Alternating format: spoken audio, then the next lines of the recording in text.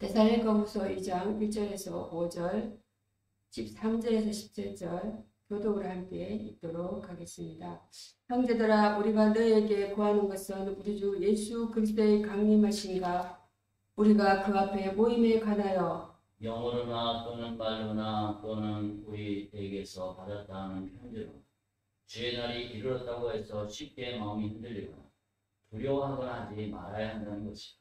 누가 어떻게 하여도 너희가 미혹되지 말라. 먼저 회개하는 일이 있고 저 불법의 사람 곧 멸망의 아들이 나타나기 전에는 그날이 이르지 아니하리니 그는 대적하는 자라 신이라고 불리는 모든 것과 숭배함을 받는 것에 대하여 그 위에 자기를 높이고 하나님의 성전에 자기를 하나님이라고 내세웁니다. 내가 너희와 함께 있을 때 이 일을 너에게 말한 것을 기억하지 못하느냐. 13절에서 17절까지 읽겠습니다. 주께서 사랑하시는 형제들아, 우리가 항상 너희에 관하여 마땅히 하나님께 감사할 것은 하나님이 처음부터 너희를 택하사 성령에 거룩하게 하신가 주의를 믿음으로 구원을 받게 하시니 이를 위하여 우리의 복음으로 너희를 부르사 우리 주 예수 그리스도의 영광을 얻게 하려 하십니다. 그러므로 형제들아, 굳건하게 서서 말로나 우리의 편지로 가르침을 받은 전통을 지키라. 우리 주 예수 그리스도와 우리를 사랑하시고 영원한 위로와 좋은 소망은 은혜를 주신 하나님 우리 아버지께서 받도록 읽겠습니다. 너희 마음을 위로하시고 모든 선한 일과 만에 굳건하게 하기를 원하노라. 아멘. 오늘의 본문 말씀은 2장 데살로니가 후서 2장입니다. 거짓 그리스도에 대한 경계와 복음의 위로라는 본문 내용으로 말씀을 전하겠습니다. 주의 날을 혼동하는 교회입니다. 데살로니가 교회는 사도 바울이 2차 선교 여행 때 세운 교회로 헬라 지역의 항구 도시였습니다. 복음이 처음 전해졌을 때에 그들은 큰 환난 가운데 환난 중에도 기쁨을 복음으로 받았습니다. 데살로니가전서 1장 6절 말씀입니다. 그러나 시간이 흐르면서 교회 안에는 혼란이 일어났습니다. 어떤 사람들은 주의 날이 이미 이르렀다. 데살로니가서 2장 2절에 보면 이미 이르렀다고 주장하며 예수 그리스도의 재림이 이미 일어났다고 가르쳤습니다. 이는 마치 시험이 끝났다고 들었는데 감독관이 아직 옆에서 감시 중인 상황과도 같습니다. 바울은 이런 혼란 속에 있는 성도들에게 두 가지를 가르쳤습니다. 첫 번째는 거짓된 가르침에 속지 말라는 것입니다. 둘째는 하나님의 택하심과 위로의 은혜를 붙들라는 것입니다. 바울은 이 두 가지를 통해 교회를 다시금 복음 위에 세우고자 했습니다. 오늘 본문은 단순한 재림 교회가 아니라 하나님의 진리와 은혜 안에서 흔들리지 않는 신앙의 자세를 가르쳐 줍니다. 오늘날에도 예수님이 언제 오신다거나 이미 오셨다고 주장하는 사람들이 있습니다. 하지만 성경은 분명히 말합니다. 먼저 배도하는 일이 있고 불법의 사람 멸망의 아들이 나타나기 전에는 그날이 이르지 아니하리라. 데살로니가후서 2장 3절 말씀입니다. 즉 하나님의 주권 안에서 정해진 때가 있으며 성도는 그 때를 미리 계산할 필요가 없습니다. 대신 그 날을 사모하며 준비하는 삶을 살아야 합니다. 다음은 거짓 그리스도에 대한 경계에서 진리를 사랑하지 않는 마음의 위험성입니다. 데살로니가후서 2장 1절에서 5절 말씀은 경계와 거짓과 진리 사랑, 교만과 성령의 분별입니다. 바울은 2장 3절에서 누가 어떻게 하여도 너희가 미혹되지 말라고 말합니다. 이 당시 교회에는 거짓 예언과 거짓 편지가 돌았는데 사람들은 감정에 쉽게 휩쓸렸습니다. 인간은 본성적으로 눈에 보이는 것에 약합니다. 그래서 기적이나 환상에 더 쉽게 마음을 빼앗깁니다. 그러나 성경은 진리보다 현상을 추구하는 신앙을 배도라고 부릅니다. 하나님의 성품은 진리와 신실함에 있습니다. 디도서 1장 2절 말씀에 보면 하나님은 결코 거짓되지 않으시며 말씀하시는 것은 반드시 이루십니다. 반대로 인간의 본질은 변덕과 불신입니다. 인간은 믿는다고 말하면서도 눈앞의 이익이나 감정에 따라 쉽게 흔들립니다. 그래서 하나님은 우리에게 말씀 중심의 신앙을 요구하십니다. 또한 바울은 불법의 사람이 나타날 것을 예고했습니다. 이는 단순히 한 개인이 아니라 하나님을 대적하고 스스로 높이는 모든 세력의 총체를 의미합니다. 고린도후서 1장 14절 말씀에 보면 마귀는 진리의 외형을 흉내내며 거짓된 표적과 기사로 미혹합니다.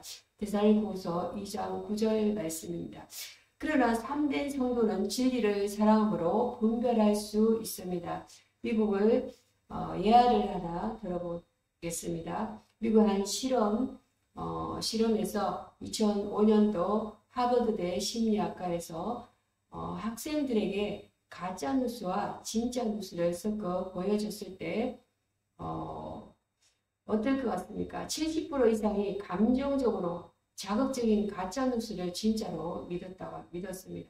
진리를 분별하지 못하는 이유는 지식의 부족이 아니라 진리에 대한 사랑의 결여 때문이었습니다. 신앙도 같습니다. 진리를 사랑하지 않으면 아무리 오랜 교회 생활을 해도 거짓에 넘어집니다. 오늘 우리는 감정적 신앙에서 진리 중심 신앙으로 돌아가야 합니다. 유튜브의 자극적 설교나 신비한 체험을 쫓기보다 하나님의 말씀에 기초한 분별력이 필요합니다. 요한복음 16장 13절 말씀에 보면 성령은 진리의 영이심으로 우리가 말씀을 묵상하며 기도할 때 바른 길로 인도하십니다. 복음적 위로와 기도입니다. 구속사의 중심에 있는 하나님의 선택입니다. 데살로니가후서 2장 13절에서 17절 말씀은 위로와 택하심과 복음과 십자가와 성령의 역사인 것입니다. 바울은 앞선 경고 후에 성도들에게 따뜻한 위로의 말을 전합니다. 하나님이 처음부터 너희를 택하사 2장 13절 말씀에는 성령의 거룩하게 하심과 진리를 믿음으로 구원을 받게 하심이래. 구원은 우리의 노력이나 공로로 된 것이 아니라 하나님의 주권적 은혜로 된 것입니다. 하나님은 우리를 택하셨다.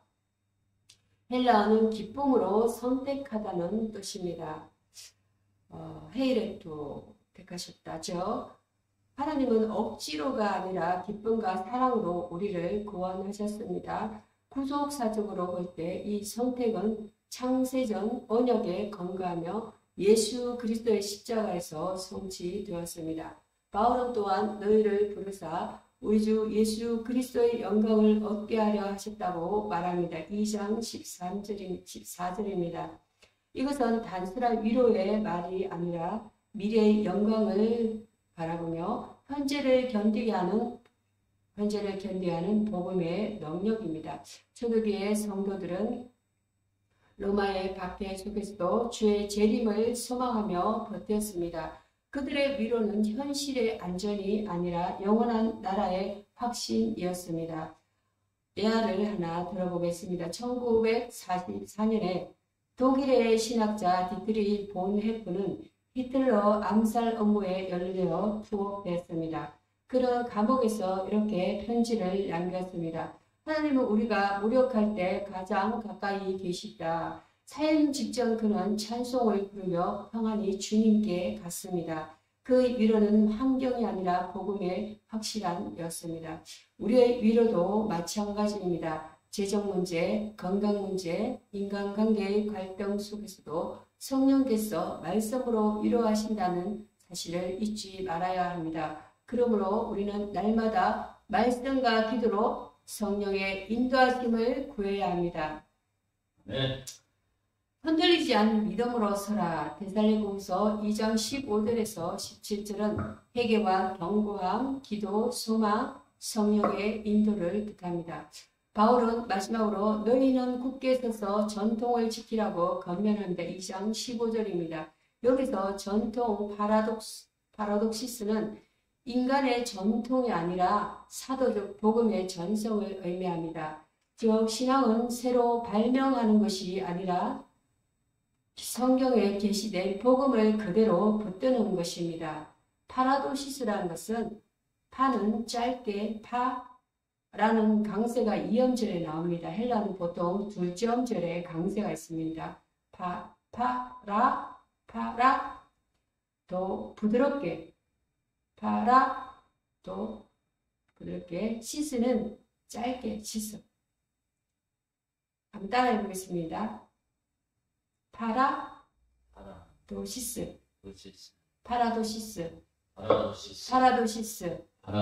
네. 전체적으로 파라도시스라고 읽으면 의미는 전달되고 전해진 교훈 전통입니다. 신약 성경에서는 문맥에 따라 사도의 복음적 전성, 고린도 11장 2절과 데살로니가후서 2장 15절에는 사도적 복음의 전성을 뜻합니다.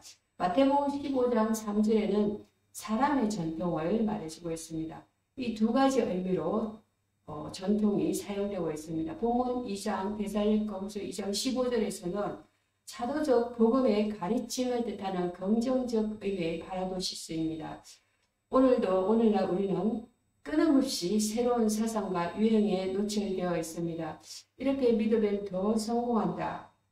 이 기도를 하면 병이 낫는다. 등과 같은 말들이 넘쳐납니다. 그러나 참된 신앙은 유행이 아니라 예수 그리스도의 십자가의 건강한 변함없는 복음 위에 세워져야 합니다. 회개할 부분은 분명합니다. 우리는 진리보다 감정, 복음보다 편안함을 더 사랑했습니다. 이제는 성령의 도우심을 구하며 말씀 위에 다시 서야 합니다. 성령은 단순히 감정적 위로자가 아니라 진리 안에서 우리를 거룩하게 세우시는 분이십니다. 드립니다. 성도는 재림의 때를 계산하지 말고 재림의 주를 준비해야 합니다. 아멘이십니까? 세상의 불안한 소식 대신 복음의 확실한 소식을 붙잡아야 합니다. 한 예로 저는 뉴스를 거의 보지 않습니다. 왜냐하면 이 뉴스에는 세상 사건 화제로 가득 차 있습니다. 그러다 보면 하루 일과가 거의 그 사건 사고 속에서 헤어나지 못합니다. 그래서 저는 가급적인 뉴스를 보지 않으려고 합니다. 뉴스는 보통 사건 사고지 않습니까? 네. 세상의 불안한 소식 대신 복음의 확실한 소식을 전해. 여러분께서는 그런 세상적인 사건 사고의 화제라든지 이런 거에 붙들려 살지 마시고 성경 말씀에 붙들려 사시기 바랍니다. 성령께서 인도하시는 삶을 위해 매일 말씀 묵상과 기도를 지속해야 합니다. 기도의 삶을 사는 여러분들 되시기 바랍니다. 주님, 내가 진리보다 감정을 더 의지했습니다. 이제 결단합니다. 이제 말씀 위에 굳게 서게 하소서. 회개의 결단을 합시다. 복음의 확신 속에 위로를 누리라. 하나님께서 이렇게 하나님께서 주신 말씀입니다. 거짓 그리스도는 오늘도 세상 곳곳에 존재합니다. 그러나 참된 성도는 성령의 인도하심으로 진리의 빛 가운데 서 있습니다. 하나님은 혼란의 시대에도 그 자기 백성을 버리지 않으십니다. 예수 그리스도께서 십자가에서 피 흘리심으로 우리를 죄와 사망과 영원한 심판에서 구원하셨습니다. 이제 그 은혜에 응답하여 흔들리지 않은 믿음과 감사로 서야 합니다. 기도하겠습니다. 자비로우신 하나님 아버지, 주의 재림의 날을 사모하되 거짓된 가르침에 미혹되지 않게 하소서. 우리의 마음이 감정이나 세상의 소리에 흔들리지 않고 오직 말씀과 성령의 인도하심을 따라 살게 하소서. 십자가에서 우리를 위해 피 흘리신 예수 그리스도의 사랑을 기억하게 하시고 매일의 삶 속에서 그 복음의 위로와 확신으로 견디게 하소서. 성령께서 우리 안에 진리의 불을 다시 붙이시며 흔들리지 않는 믿음으로 주님을 기다리게 하옵소서. 이 모든 말씀 예수 그리스도의 이름으로 기도드립니다. 아멘.